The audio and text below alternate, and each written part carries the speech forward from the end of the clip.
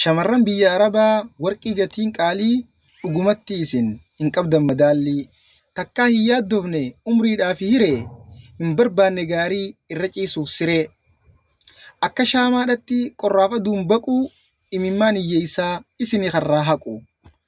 Akkitti dhuftanuu nama suukanneessaa akka bineensatti mootummoota dheeysaa beelaa fi dheebuudhaan yaatan gaara keessa.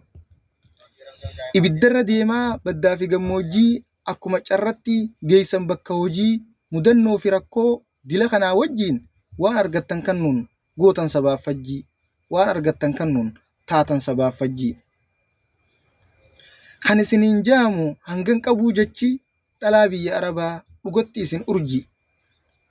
Wanni sabaaf taatan eenyu beeka meeqaa haalli keessa jirtan sammuu koonna jeeqaa. Qorraaf aduun baquun keessan ammoo naquuqaa faarsu taatan malee jechan qabdan tuqaa. Sabaaf lafee duudaa shamarran biyya Arabaa nuuf jiraadha ammallee waggaa 100. Shamarran biyya Arabaa warqii oliiti.